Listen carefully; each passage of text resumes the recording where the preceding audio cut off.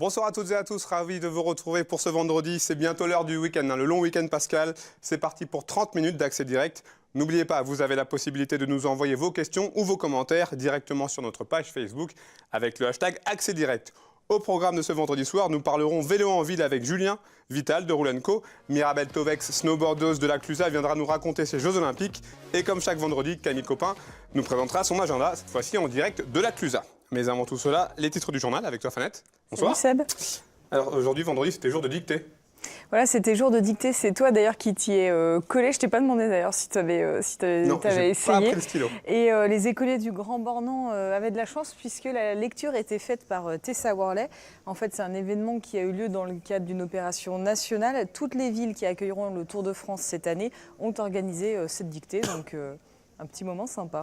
Et puis un deuxième reportage sur le Midest que tu as réalisé du côté de Paris. Voilà, 4 salons professionnels dédiés à l'industrie sont réunis à Paris toute la semaine. Donc on s'est intéressé à la sous-traitance en milieu de semaine. Ce soir, on va s'intéresser, tu le vois, à l'industrie du futur. Il y a plusieurs entreprises régionales qui étaient présentes pour défendre leur savoir-faire. Donc on verra tout ça. Tu restes avec moi, on va en profiter pour faire la petite revue de presse. On commence avec un hors-série de Alpes Magazine et le train du chocolat. Qu'est-ce que c'est Voilà, que ça ? donc c'est hors-série qui est consacré au plus beau train des Alpes. Et parmi ces plus beaux trains des Alpes, il y en a un qui est pile poil dans l'actualité puisqu'on va fêter Pâques ce week-end. C'est le train du chocolat, donc il part de Montreux en Suisse et il va au cœur de la Gruyère, à Gruyère en Suisse, où se trouve la chocolaterie Caillé qui est très réputée. Et donc cet article nous emmène et dans le train et dans la chocolaterie. Donc c'est une idée, si tu ne sais pas quoi faire ce week-end, pourquoi pas. Il paraît que le voyage qui dure à peu près 1h30 est très très beau parce qu'on traverse des très beaux paysages. Et puis la neige qui continue de tomber en abondance, notamment du côté de Valmeinier. Voilà, donc c'est tombé là ces dernières heures et ça va continuer de tomber d'ailleurs. Malgré la date, voilà, parce qu'on est 1er avril, donc on pourrait s'attendre à commencer à sortir les petites vestes d'été, mais non pas du tout. Et donc pour ceux qui veulent aller skier ce week-end, c'est encore possible, les conditions vont être plutôt sympas sur les pistes. Après, ça risque d'être un peu le bazar sur les routes parce qu'il va y avoir du monde, ça va tomber assez bas, à partir de 700 mètres je crois, on verra ça tout à l'heure avec la météo de Thierry. Mais donc du coup, voilà, il va neiger en ce week-end pascal. C'est beau, ça va faire des belles images. Voilà, ça va faire des belles images. Et puis toi, une info plutôt insolite, l'État qui rachète un chalet à Courchevel. Oui, c'est peut-être une deuxième vie pour le chalet Lang à Courchevel. Ce chalet que vous pouvez voir donc sur l'écran, classé au titre des monuments historiques, J depuis 2015 et sa vente à un promoteur immobilier en pièces détachées dans un local près d'Albertville. Construit en 1951 par l'architecte Denis Pradel, cet habitat consiste en une structure préfabriquée de bois et de métal qui repose sur un socle béton et soutenu par 2 colonnes obliques. Cela se faisait beaucoup à l'époque, un petit peu moins maintenant, mais à l'époque ça se faisait beaucoup. Et ce jeudi, ce chalet a donc fait l'objet d'une vente aux enchères. Il faisait partie des toutes premières constructions de Courchevel, il faut le rappeler. Et après moult tergiversations, c'est donc l'État, par le biais de la DRAC, la Direction Régionale des Affaires Culturelles, qui a acheté ce chalet pour la modique somme de 10 000 €. Un projet est annoncé pour l'instant, on ne connaît pas encore les grandes lignes, mais en tout cas, c'est une très très bonne nouvelle, le patrimoine qui est sauvé du côté de Courchevel. Et puis, les crapauds qui sont en danger, ça se passe de l'autre côté de la frontière. Oui, c'est aussi le cas chez nous, du côté du lac, il me semble. Mais c'est surtout le cas dans le canton de Genève, du côté de Meignier, une petite commune, puisqu'il faut savoir que de fin janvier à début avril, les batraciens migrent vers l'étang pour se reproduire. C'est comme ça que ça se passe chez eux. Problème, les crapauds doivent traverser un chemin rural qui sert de raccourci aux habitants, ce qui provoque une forte circulation automobile. Les deux populations ont donc du mal à cohabiter. Et, il y a une association qui s'appelle Karch qui a donc décidé de réagir face à ce carnage annoncé. Parce que, évidemment, entre un crapaud et des voitures, comment est assez déséquilibré. Elle a donc installé 400 mètres de barrière et un système de seaux enterrés. Ça veut dire que du coup, les crapauds qui veulent traverser la route tombent dans ce seau. Et le lendemain, ils sont récupérés par les membres de cette association et ils sont relâchés dans l'étang par les membres de cette association. Depuis le début de l'année, ce sont environ 1400 amphibiens qui ont été sauvés d'une mort certaine. Donc il faut souligner cette action de cette association Karch. Malheureusement, c'est un petit peu compliqué puisque la mairie de Meignier, pour l'instant, de son côté, refuse catégoriquement de fermer cette route. Donc on va voir ce qui va en advenir de ces batraciens. Et puis c'est ce qui s'est aussi mis en place effectivement ce système de seaux avec des bénévoles qui font traverser les crapauds tous les jours sur la période de fécondation. Il y a aussi eu un système qui a été annoncé de crapauduc. Je suppose que ça représente un certain... Mais pour l'instant, ça n'a pas été accepté. Merci Fanette, on se retrouve tout à l'heure pour le rappel des titres. On va prendre la direction de la Bourgogne, normalement, où doit nous attendre Olivier Couster. Bonjour, bonsoir. Bonjour. Alors je rappelle, vous êtes le directeur de la course du cœur, course qui se déroule actuellement, qui est partie mercredi de Paris. On rappelle rapidement le principe de cette course. C'est 4 jours, 4 nuits, 800 km à peu près entre Paris et la station des Arcs. C'est couru par des équipes de 14 coureurs d'entreprises. Au sein de ces équipes, il y a quand même une équipe de greffés, donc des greffés tous organes, et qui, en courant cette course, montrent le succès éclatant de la greffe d'organes. Alors, dites-nous exactement où est-ce que vous êtes là aujourd'hui à 18h06 ? Alors là, à l'instant, je suis dans le bureau de Monsieur le maire à Cusser-Morvan, donc dans le Morvan. Et ce soir, nous dormirons pour ceux qui dorment à Mâcon. Et ensuite, on rentre dans l'Ain à partir de la nuit. Alors, comment se sont passés ces 2 premiers jours de course ? Écoutez, on a eu d'abord des conditions imprévues et positivement imprévues de soleil. Et puis, tout à l'heure, ça s'est un peu gâté. Mais on a eu des lucarnes de soleil au moment où il fallait. Donc, pour l'instant, tout va bien. Un accueil formidable par les écoles qui nous regardent passer. Beaucoup de médias également, et je tiens à vous remercier également, qui nous soutiennent, qui sont là et qui, finalement, permettent au public de comprendre ce qui se passe, de comprendre le sens de cette course du cœur, qui n'a qu'un sens. C'est de prouver et de montrer en tout cas la réussite de la greffe par ces greffés qui courent, et en même temps de déclencher la réflexion sur le don d'organes, de faire parler du don, et pourquoi pas que le public prenne position par rapport au don d'organes. Je suis pour, je suis contre, je le dis aux proches. Justement, quel est le retour de ce public que j'imagine nombreux, le long des routes, qui vous accueille, qui vous encourage ? Quel est le retour ? Alors, c'est surtout des enfants qui sont là sur les routes, et ceux qui nous voient passer sont très très curieux, toujours très favorables en tout cas, nous soutiennent, parce qu'on est quand même dans des chemins de traverse, dans des terroirs, donc il y a peu de public, il faut le dire, mais il y a beaucoup d'écoles, parce qu'il y a un travail qu'on fait en amont pour les écoles, et bien sûr leurs parents, leurs profs des écoles, etc.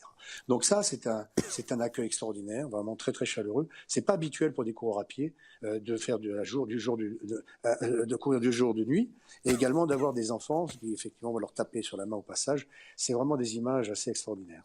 Vous arrivez donc demain, si tout va bien, du côté de la Haute-Savoie, d'abord en passant par l'Ain et puis après la Haute-Savoie. Vous attendez à quel type d'accueil ?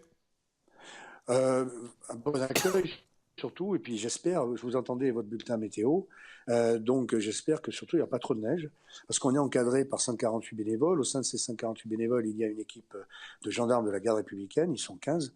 Évidemment, en moto, c'est assez compliqué de sécuriser quand on est sur la neige. Donc j'espère que vous disiez à moins de 500 mètres, on va passer aux saisies dans la nuit, demain soir en fait. Et donc, j'espère qu'il n'y aura pas trop de problèmes. Et donc, la Savoie, ce sera donc pour dimanche, le dimanche de Pâques, avec le bouquet final prévu dimanche après-midi et la montée finale vers les Arcs. Voilà, donc c'est de toute façon s'élever, vous savez, et puis ces 4 jours, 4 nuits qui ont été vécus par 14 coureurs, un encadrement autour, c'est une course qui sublime les valeurs de générosité et de solidarité qu'il y a entre les individus.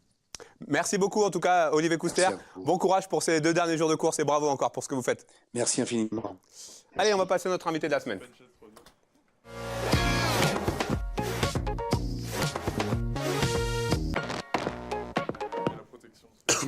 Julien Vital, vous êtes donc le vice-président de Roule & Co. Bonsoir, bienvenue sur ce plateau. Avant toute chose, Roule & Co, qu'est-ce que c'est ? C'est bon, merci beaucoup.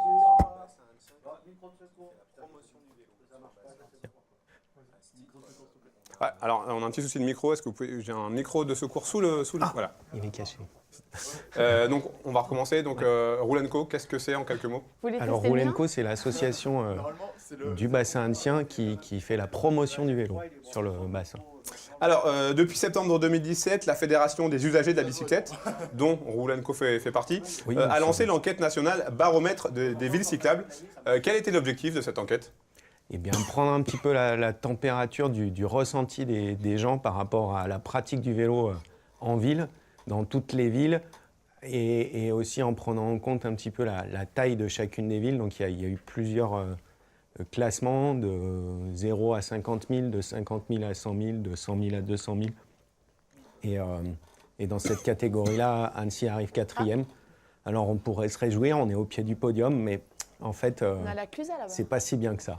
Alors, 113 000 réponses à travers la La France, Clusa, ça. plus de 1000 sur Annecy. Qu'est-ce qui ressort justement de cette enquête, d'un point de vue purement local à Annecy?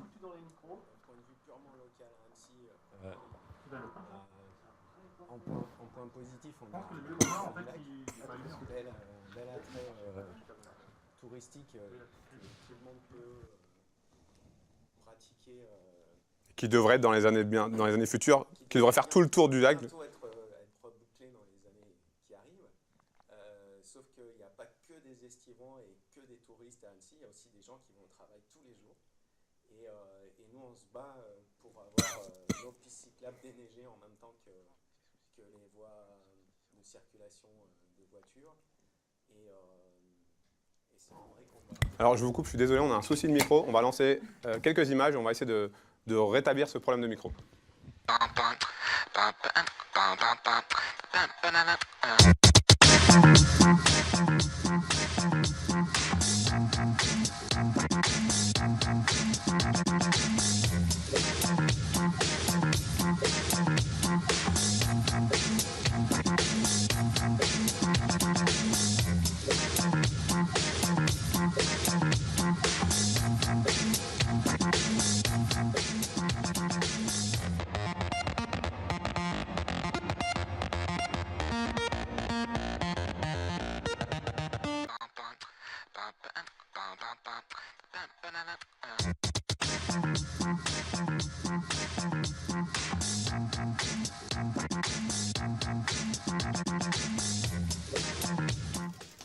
De retour sur le plateau, on espère que le problème s'est rétabli. Donc, on disait donc, on parlait du lac d'Annecy, on sait que le département de Haute-Savoie notamment fait beaucoup pour les pistes cyclables. Ça va dans ce sens? On espère et on pousse, nous, association Rouleco, pour que justement ça aille dans ce sens-là. Après, le baromètre dont on a eu des résultats dernièrement met aussi en évidence quelques lacunes au niveau d'Annecy. Il y a beaucoup de vols de vélos. Oui, ça c'est vraiment ce qui ressort. Comment on peut expliquer qu'à Annecy, plus peut-être qu'ailleurs? Plus qu'ailleurs. Je ne sais pas si c'est plus qu'ailleurs, mais en tout cas, il y a énormément de vols. Vous le dites vous-même, Ouais. énormément de vols ici. Est-ce qu'il y a une tentative d'explication? Moi, je ne l'explique pas. je ne sais pas. Après, est-ce que les gens attachent moins bien leur vélo à Annecy qu'ailleurs? Est-ce qu'on n'a pas d'infrastructure pour rattacher nos vélos? Alors ça, c'est un des points aussi qui a été relevé. Il y a des choses qui sont faites aujourd'hui, mais pas en assez grand nombre. On a pu apporter des éléments à nos dirigeants locaux pour essayer d'avoir des accroches de vélos en plus, pour éviter les accroches sauvages ou des sites spécialement dédiés au parking des vélos. Parmi les notes positives, j'ai noté deux choses, toujours dans ce rapport, les services de réparation et la location. Quelque chose qui est bien développé du côté d'Annecy. Tout à fait. Alors, on est au niveau de la location, il y a pléthore d'offres, que ce soit privé ou plus ou moins public, avec le Vélo-Nessie et la Cibra. Et au niveau des réparations, je pense que Rouleco se place un petit peu dans la chose en proposant de participer, en proposant des services d'autoréparation à notre atelier qui est situé à Cran, où donc on ne fera pas à votre place, mais vous pouvez venir avec votre vélo, vous pouvez venir avec vos problèmes de vélo, et on vous aidera à... Il y a des conseils, mais ça reste le particulier qui répare son vélo. Voilà. Alors là, on a parlé des choses positives, des choses négatives. On a dit donc qu'il y a le vol, mais il y a aussi un manque de sécurité sur les grands axes, les intersections. Alors, on pense notamment à l'avenue de Genève. Tout à fait, l'avenue de Genève, l'avenue de Brogny, qui sont des axes qui pénètrent dans la ville, et où on a simplement une petite bande cyclable qui bien souvent est coincée contre une bande de stationnement.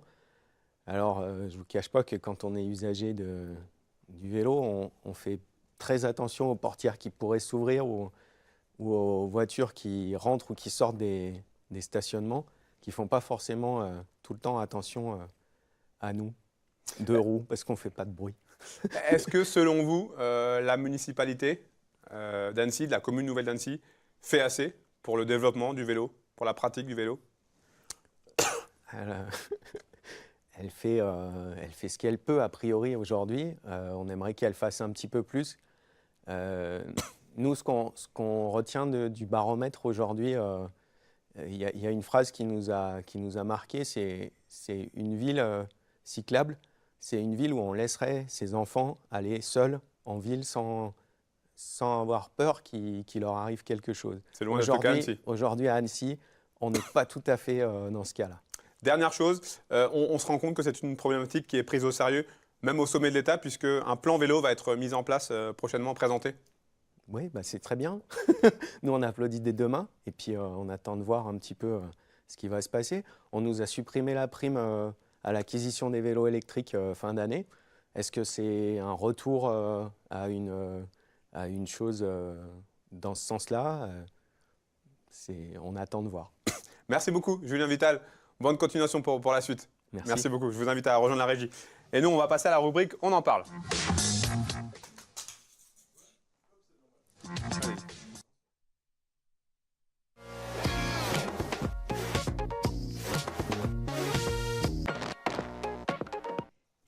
Mirabel Tovex, bonjour. Bonjour. Bonsoir.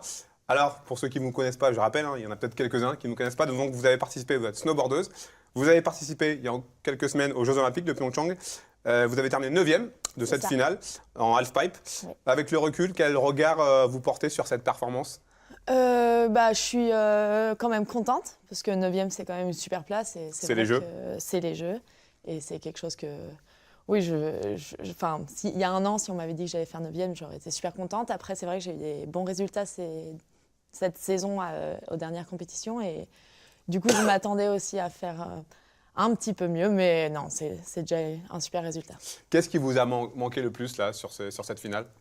C'est moi. On peut le voir, j'avais pas beaucoup de hauteur, pas assez comparé aux autres filles. Donc c'est vrai que... Et puis, après, oui, j'ai des figures techniques qui plaisent aux juges, mais c'est vrai que je dois aller un peu plus haut pour viser une médaille. Est-ce que vous avez des regrets, concrètement, sur le déroulement de cette compétition? Non, j'ai pas de regrets. Non, je suis vraiment ravie d'avoir fait cette compétition. En plus, c'était des finales vraiment... Très haut niveau. Très haut niveau. J'avais jamais vu un tel niveau dans des finales, donc non, je n'ai pas de regrets. Justement, est-ce que vous avez le sentiment, vous qui êtes sur le circuit maintenant, c'était vos 3e Jeux Olympiques, depuis un certain nombre d'années. Est-ce que vous avez le sentiment que la discipline a évolué? Ah oui, la discipline a vraiment évolué dernièrement et surtout ces dernières années avec Chloé Kim, tout le monde la connaît maintenant. La championne olympique qui a vraiment élevé le niveau et ça se voit maintenant avec toutes les filles, tout le monde a vraiment pris un niveau incroyable. Vous avez déclaré d'ailleurs après cette finale que malgré tout, vous avez le sentiment que c'est la hauteur et la propreté qui sont désormais mises en avant par les juges. Vous avez un snowboard plutôt technique. On peut regretter ce changement de cap? Non, je pense que c'est vraiment bien parce qu'on fait quand même un sport artistique et il faut que ça reste beau et on ne fait pas de la gymnastique en soi. Mais après, le côté technique est quand même pris en compte. Donc, non, c'est un tout. Faut voir après. C'est à nous de gérer un peu, de s'adapter. Les Américains, les Américaines ont globalement dominé ces épreuves freestyle.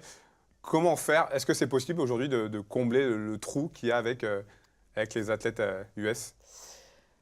Je pense que c'est possible. Après, il faut mettre des choses en place. C'est vrai qu'au niveau des infrastructures aux États-Unis, c'est assez incroyable. Ils ont tout, alors que nous, en France, c'est vrai que le halfpipe, on n'en a plus beaucoup. On n'en a qu'un qui est à Méribel. Donc, c'est vrai que c'est un peu compliqué pour nous. On doit voyager aux États-Unis pour trouver ces infrastructures. Personnellement, vous entraînez beaucoup à l'étranger? Oui, surtout à l'étranger. Je vais souvent en Suisse, à l'Axe ou aux États-Unis. C'est indispensable aujourd'hui pour pouvoir progresser d'être obligé de se délocaliser, malheureusement? Oui, puisqu'on n'a pas de halfpipe en France, c'est vrai qu'on n'a pas vraiment le choix. Mais après, ça ne me dérange pas non plus. Alors, même si sportivement, on l'a dit, on l'a senti, le résultat n'est pas forcément à la hauteur, même si 9e, ça reste... les JO, ça reste vraiment à part? Ah oui, les JO, c'est complètement à part. C'est vrai que du coup, j'ai participé à 3 Olympiades et j'en suis plutôt fière. Vous pouvez.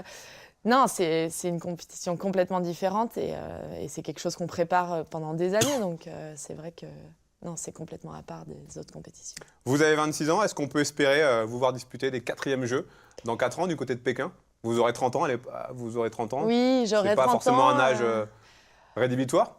Je sais pas. Pour l'instant, c'est vrai que je sors des JO. Là, c'est vrai que j'ai été concentrée sur cette Olympiade et maintenant, il faut que je me reconstruise et que je vois un petit peu dans quel sens je vais aller. Mais pourquoi pas, oui. C'est possible. Donc là, la saison a touché à sa fin. C'est quoi le programme là, pour les semaines à venir? On coupe un petit peu avec les sports d'hiver? Les semaines à venir, non. Sport d'hiver, on garde. Je reste à la Clusa et je fais du snowboard pour moi avec mes amis, ma famille, tout ça. J'aimerais bien faire quelques images, photos, vidéos, mais c'est vrai que le halfpipe, pour l'instant, petite pause. Un petit mot sur le frangin, en parlant de vidéo. Il continue à vous épater année après année, film après film? Oh bien sûr, bien sûr. Après, je pense qu'il m'épate aussi parce que c'est mon grand frère, donc forcément, on est toujours épaté par son grand frère. Mais non, encore avec sa dernière vidéo qu'il a fait, il m'impressionne à chaque fois.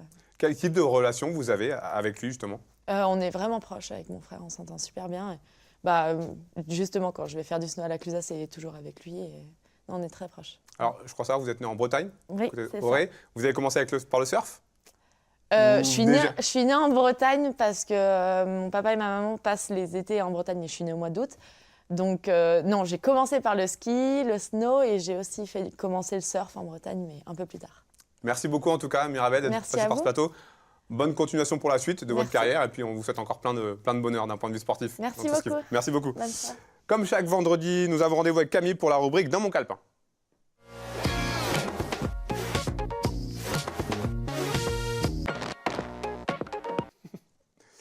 Et cette semaine, un agenda un peu spécial puisque Camille, tu es en direct de la Clusa.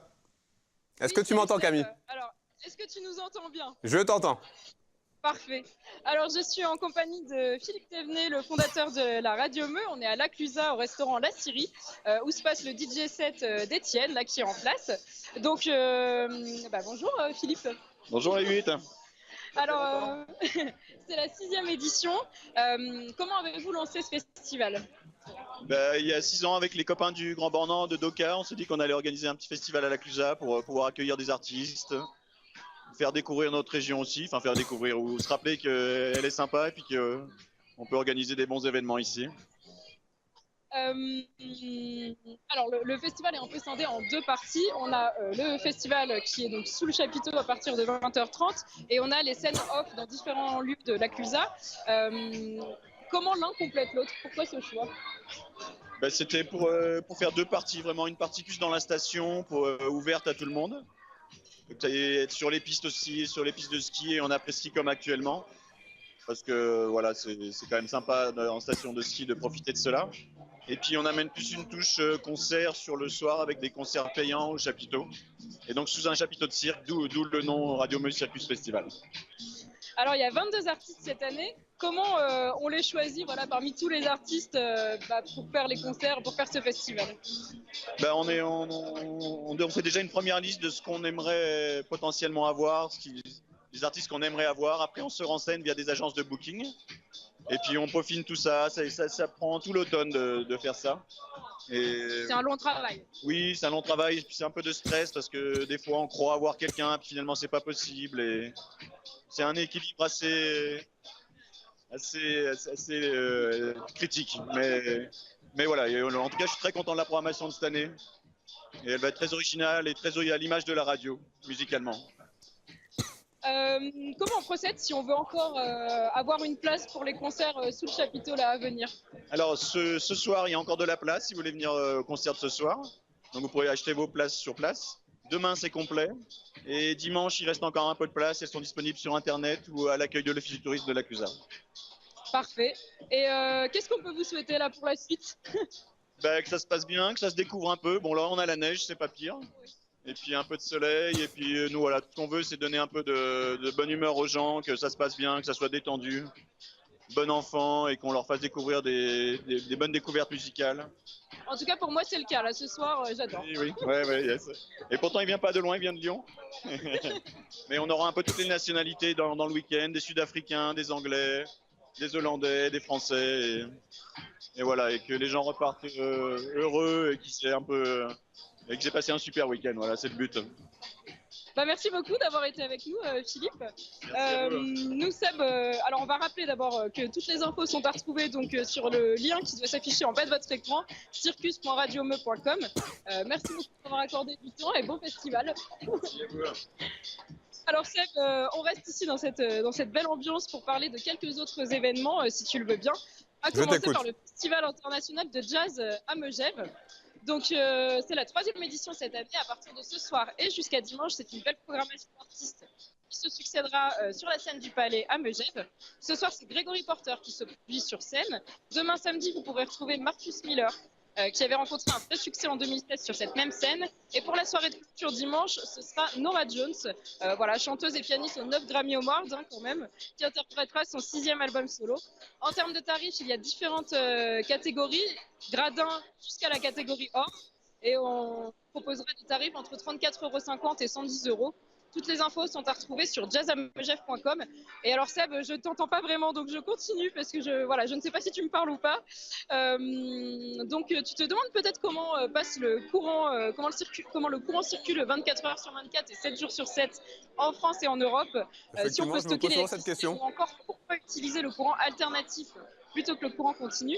Alors si oui, tu seras sans doute intéressé par le fait que depuis le 17 mars, une exposition est consacrée à répondre à ces différentes questions à la galerie Eureka à Chambéry. C'est une exposition interactive avec divers ateliers et activités, des maquettes, des vidéos, des choses précises et concrètes pour en apprendre plus sur l'électricité.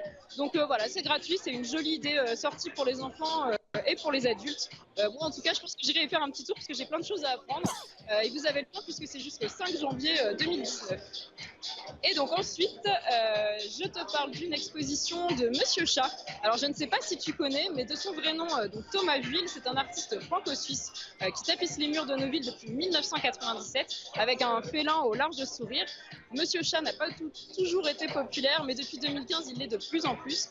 Donc voilà, moi j'adore ce petit matou au style graphique très propre et enfantin. Donc voilà, pour les amateurs comme moi, vous pouvez aller le découvrir ou le redécouvrir à la galerie Perbé à Annecy jusqu'au dimanche 22 avril.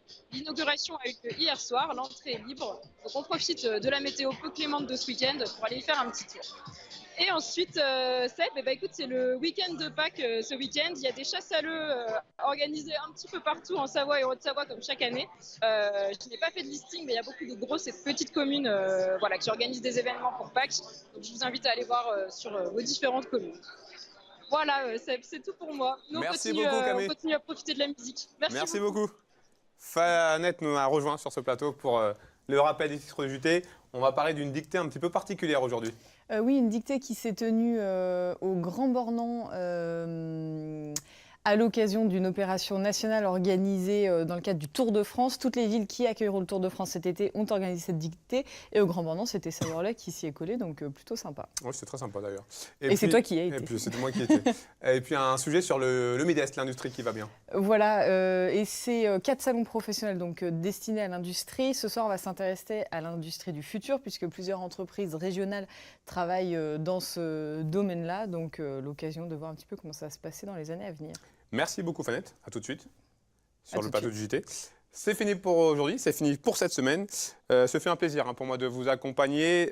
Lundi, vous avez rendez-vous avec Manu à cette même place. Mardi, oui, t'as raison, parce que lundi, on ne travaille pas. Je vous souhaite à tous de passer un très très bon week-end, Pascal. Merci à toute l'équipe en régie et surtout merci à vous pour votre fidélité à nos programmes.